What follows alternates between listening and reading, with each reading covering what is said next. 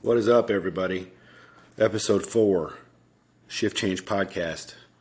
I'm your host, Jason Stanford. I got big news. This is the first episode with the new microphone. I'm trying it out. I just did a playback. Sounds pretty cool.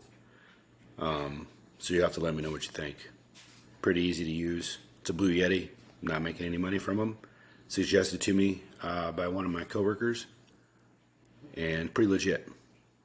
I'm currently listening to myself on Barbie headphones because it's all I could find around the house that had a cord. So add that to the to-do list to upgrade those, but it seems to be working. So let me know what you think. It catches everything. So me putting my coffee cup down, I'm sure you can hear the dryer in the background because my oldest decided that we needed to do 6 weeks worth of laundry today. And I'll apologize. I do have a mute button, so if I feel like I'm having a TIA or something coming on, I can hit the mute button so you don't have to listen to me muttering. It's pretty cool. Ordered a new laptop. That's kind of a big deal. So hopefully this will air next Monday. This is episode 4 next Monday. I'm hoping to play around with some editing features. And I'm not looking to take things out necessarily, like censor. I'm looking to like add some things, right? So like a little intro music, set the mood, maybe a little end of the show music, to kind of trail off with, things like that. So we'll see how that turns out. It's kind of a big deal. Things are getting pretty serious. I don't know what success looks like in this space, but man, I think we're doing it. This podcast has a direction. It doesn't have a destination. I don't know where it's going, but I know where I want it to head, and I think we're doing a good job of getting there. And that is purely because of you guys and your listens and the text messages I get with the pictures of the podcast on your dash as you're listening to work or the gym or taking the kids to school or whatever you're listening. Like, this is all because of you guys. And like I said, I didn't know what to expect. I still don't know what to expect, but I'm overwhelmingly happy about how this has turned out. And like everything, it'll wax and wane. I don't listen to every podcast by every podcaster that I subscribe to, and I understand that there's going to be some shows that are down and some shows that are up, and totally that's cool. I'm working on a guest list. Had a really good idea yesterday of trying to bring somebody in the finance world to kind of, teach us in EMS about our retirement plans and our pensions and what the difference between a 401k and a 401b is, and contribution percentages and all kinds of stuff if they're legally able to do it. I'd love to have my finance guy on. So I reached out to him this morning, still waiting for a call back on that. I think that'd be a great episode. I got a listener suggestion today via email. We're going to talk about teamwork and how to make the dream work. And strategies to kind of improve that, and I'm really excited to start working on that project. So we're doing it, and thank you. The guy with the shithole garage still hasn't cleaned his garage. I don't know that it's going to be anytime soon, like with the weather and his schedule. I kind of like that he's the guy with the shithole garage. So we'll leave it at that. But as of this date that I'm recording, which is Monday, February 19th, garage is still not cleaned up. Let's start today. We're going to talk today about social media in our job and how to use it and why we use it and how we're using it wrong. But first, I do want to answer a listener question, and that was, what made you decide to do a podcast? I've probably touched on it, and I've been real clear. I've been wanting to do this for a couple years, and I've had two different ideas on podcasting, like what I have to offer, which really isn't much, but I am a dad of 4 kids, and I am in EMS in the transport world. So I have some things. I have some knowledge. I have some anecdotal stuff that I can pass on to people that are interested in doing this profession while maintaining, the nuclear family at home. So I had one episode or one podcast idea that was this shift change, like just talking shit about our job and the pitfalls of it, and how we can make it better, and how like legislation makes it worse a little bit sometimes, and how humans just kind of make it work and worse and hard to do, and why we burn out and why we get injured and all that kind of good stuff, and solving the world's problems, right? The other podcast I had was just about being a dad in the space, and how to maintain your job, your relationship with your kids and your wife, how to maintain hobbies, how to stay, physically ready for the job, how to stay mentally ready for the job, that kind of thing. And I think that this podcast will just naturally put those two together. And I think that that's useful. My perspective is purely from being a dude, being a dad. But there's something in here for the ladies too. Don't get me wrong. I work with a lot of women. I've got some perspective. I live with 4 of them. Certainly doesn't make me an expert because nobody can crack that code. But I'm just saying. I think there's going to be a little bit for everybody. Not every episode is going to be for everybody, but I think there's going to be things for everybody, and I'm excited to get going on it. Just like everybody else, I seek direction. I look to, Jesus, my friends. I listen to other podcasts about how to be a better human, how to be a better man, how to be a better wife, husband, father, citizen, follower of Christ, all of those things. Like, I don't know how to do it, so I look to other people that do it, and maybe on this podcast I can be that for somebody who's looking for those same things. I also don't like it when people say they want to do something and then they don't do it. And then you follow up with them a year later and you're like, hey man, how's that podcast coming? And they're like, I was going to do it, but life, I don't buy it. Like, I get it, but I don't buy it. Just do it. Whatever it is you want to do. It doesn't matter. Put the gym in your garage, build your podcast, build your side hustle, apply for that promotion, whatever the case, have that difficult conversation. The benefits for just doing it, like the euphoric hit you get by just doing something that you say you're going to do and following through with that is worth it. Even if the outcome may be you've fallen short, it builds good habits. So that's why. So here we are. Today's topic, we're going to talk about my view on social media and our profession. And maybe my view on social media anyway. It's a love-hate relationship. I'm going to take it a different direction than what I was going to originally. My original tone was going to be fairly critical and harsh and judgy and all the things that I told you in episode 3 we shouldn't be. Right? Because life is contradiction, right? I'm still going to criticize, and I'm still going to look through a very judgmental lens, but I'm going to do it, I think, with a little softness to it and a little more understanding that a lot of us really don't know what we're doing, especially when we're younger. We just really don't know how to navigate this era of life with social media and the internet and the constant distractions and the constant look at me and the constant, attention-seeking behavior that we learn from, your soccer moms to your coaches to the people in the industry, and we just don't know. I don't know, but through my lens, this is how I view social media. A long time ago when Facebook was cool, my wife set me up on a Facebook account, and I think it was just so that we could, social media has its use, right? Like, grandma can see pictures of the grandkids and figure out what's going on, and you have family all over across the country. You can blast out a family reunion invite. You can do all kinds of stuff that I think is useful. It's a useful tool. But it's also a negative tool, right? So when I first kind of got into the Facebook space or the social media space, we used it basically at work to just badger each other, like to just be kind of pests to each other in a fun, comical kind of way.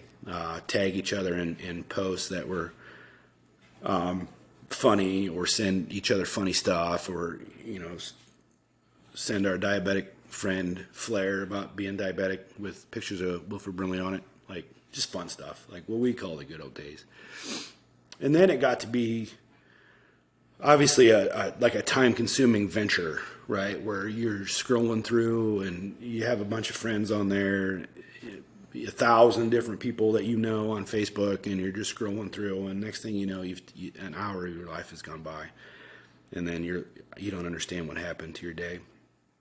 When COVID hit, that's when I really lost interest in any kind of thing, because it gave a lot of people, and it still does give a lot of unimportant people the feeling of importance. Like, you think people actually care about like your view of the world pandemic or some issue that you have no intention of actually doing anything about, but you're just proclaiming on the internet what's right. And I heard people said a lot of dumb shit on Facebook when it came to COVID. Some of it we didn't understand initially, and then as it got to kind of unravel, unfortunately, I lost some respect for some people that I respected. And not because their view was different than me, but just by the way that they proclaimed their view. So I decided I'd had enough, and I was outside of like Facebook's gone. I'm not interested. Deactivated the account, and it's been glorious. Like, I have so much more time in my day. I did, however, I do Instagram, and I'm much more intentional now with my social media use. Right, so I follow hobby stuff, hunting, fishing, CrossFit. I follow some flight programs because I'm interested in what they're doing. Some educational programs of my job because I'm interested in what kind of content they're putting out. And then obviously I'm using Instagram, right, to promote the show. Because you just have to do it in this day and age. And it's dumb. I think it's dumb to not use social media as a tool to promote anything, a side hustle, a side business, a project, a venture. Like, you just have to do it now. And I understand the game, and I'm willing to play. But what I take in versus what I put out, I think is different. There's a difference between using social media to promote something, and there's a difference between using social media to seek attention. And I think that we can all find that on the internet on any given day, right? And in this job especially, we work in a big station. It's easy to go off in a corner and film some stupid TikTok dance in your turnout gear or your high visibility vest or whatever, and put shenanigans on Facebook, with the crest of your service front and center. Well, is that the right use of social media? Are you promoting yourself and saying, look at me? Or are you promoting your service and what you offer to the community? When I first got into Instagram, one of my favorite pages was a page called Emergency Cringe, and it was basically this guy that searched TikTok for people that were staging what assumed to be PTSD moments. Okay, so these were usually younger people sitting on the back of an ambulance with their head in their hands. And there's some soft music in the background, maybe some Sinead O'Connor or anybody else that makes you feel sad about your life. And then there was some sort of weird like lighting filter. And the video played for, 20 seconds or so. Okay, so the impression I got from that video is that person's real sad about something that just happened in their community, on their service. But we don't really know the context because it's a staged theatrical scene, presumably to promote PTSD. Well, it's been my experience, and take it for what it's worth, that if I'm sad about something, I don't really take the time to put my phone camera in the right spot, move an apparatus, a fire truck or an ambulance to a certain spot, open the doors, sit myself on the back of it, put my head in my hands and play some background music and then get up and be like, man, I feel better. I think people understand that I'm sad now, and I'm going to go ahead and post this on Facebook or TikTok, Instagram, or whatever. Never, anybody that I respect in the industry has never done that. Okay? Like, I've never looked up. Now, I've been off for a while, so maybe it does happen, and I don't know it. But nobody I respect has ever done that. And I always wonder what the goal is. Like, if you get virtual sympathy, does that make you feel better? If somebody on the internet from wherever types, hey, hope you're doing okay or hope you're feeling fine, does that make you feel better? I don't know. This guy that posted this thing, he kind of did the same thing. He made fun of him. It actually got taken down because all of the people that were promoting attention seeking, they got mad and they got his page taken down. And if somebody catches you in a moment, fine. If a media reporter catches you in a vulnerable moment, we all have them. That's fine. They put it on their social media page or whatever. Like, I get it. But really, if you're sad about something or if you've had a tough call, like it gives people the false sense that everything we do, every call is sad, and every call is blood and guts, and every call is a dead baby, and every call is this and that. And that's not true. Like, we're misleading people when we do this. Not that there's not a lot of misleading going on, but it misleads people into thinking that there may be something there that's not. If you're truly having a problem with your profession or your calling, talk to somebody and be like, hey, I just had a rough one. How do you deal with it? Find somebody that's older and been in the game longer and be like, listen, I didn't expect to feel this way. How do you manage that? How do you mitigate that? And there's a lot of different ways. We're not going to get into that right now, but I mean, obviously a strong support system with your team, the willingness to open up and talk to somebody, whether you're talking to a professional or your buddy on the service, you're allowed time to decompress on your service, whatever. Like, there's a lot of ways to do it, but I promise you, like, attention seeking on social media isn't the way. It's not the way.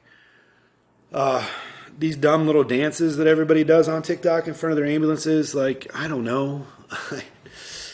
I promote having fun, right? Like, I like to have a good time on my job too. I just can't get my head wrapped around why we would set a camera up 10 feet away and hit play and then go back and start doing some sort of weird dance, and then when the dance is over, shut the camera off and set a filter to it and then post it. I don't, maybe it's me, right? There's a difference between taking a selfie because you're doing something cool and taking a selfie because you want people to that you're seeking attention. Anytime you take a selfie in the bathroom, I think you're seeking attention. If you're taking a selfie on the top of Mount Everest, man, that's cool. I took a selfie the other day because I was in front of Target on a Saturday and I thought it was a big deal. And I wanted to promote to people that, sometimes our schedules don't line up with our job and our family. And when they do, sometimes you got to do things in order to spend time with them. And that means going to Target on a Saturday. Use social media to promote your service. Use social media to promote your teammates. Use social media to say, hey, this is what we do for our community and we think it's cool and we want you guys to know about it. Don't use social media to self-promote. We're not in it for self-promoting. Nobody in this job that I know is in this job to say, look at me. We're all in it to help other people. And we can't help other people if we're spending so much time trying to promote ourselves as, look at me, I just did something cool. I just saved a life. I was waist deep in this car that was flipped over or whatever. Like, it's unnecessary. You give people the good example is that, so it filters over into your personal life too, right? So I saw a Facebook post once when I was on Facebook. It said home run for this girl, and I was like, that's not true. I was at the game. That girl hit a double with 2 throwing errors, right? And it was a hell of a double, but in nowhere, it was not a home run. But the attention-seeking mom wanted a kid that hit a home run. So guess what? On Facebook, she got one. And what's that say about people when your whole being is to mislead a large audience of people so that you can feel good about somebody liking your picture or commenting on your picture, so you can have a kid that makes you feel good about you. I've never understood that, and I never will. And maybe you can go back on some of my old Facebook posts and see some attention-seeking shit too. Maybe, I don't know. I remember taking a selfie in the helicopter once as a parody to the late, great Dan Lindsay, who had done the same thing on his page. To me, that's banter. I don't know. You justify it either way. But if you enter a contest, right, and you take a picture in front of a banner that says national champion, and you were the only one in that division, come on. You should be embarrassed. You're a national champion because you spent the money to enter the competition. You didn't earn it. You didn't beat anybody. But it's misleading on the internet. It says to everybody you worked really hard and you competed against other people, because that's how contests work, right? Like you put yourself up against other people of like ages and skill level, and at the end of the day, you were the best one. The old bronze bracket champion, baby. Like I saw it all the time in baseball, softball, as soccer mom would post champs. Tournament champs, and they'd have holding a bracket. Yeah, they were the bronze bracket champs. That means they were the best of the worst. Stop it. It doesn't mean anything. It's embarrassing that other humans think that winning the bronze bracket is something of virtue that we would promote and be happy about when there was 8 other teams better than you. Stop it. EMS is the same way. We can do the same thing. Like all we got to do is take a picture next to a name. The social media doesn't tell the whole story, and I don't want people to think that in our job, it's all sad and negative and poor outcomes and things like that, because it's not. Like a lot of what we do is taking people to the hospital, getting to know people, solving other people's problems, being nice to people. Like, it's not glamorous, but it's the majority of the job.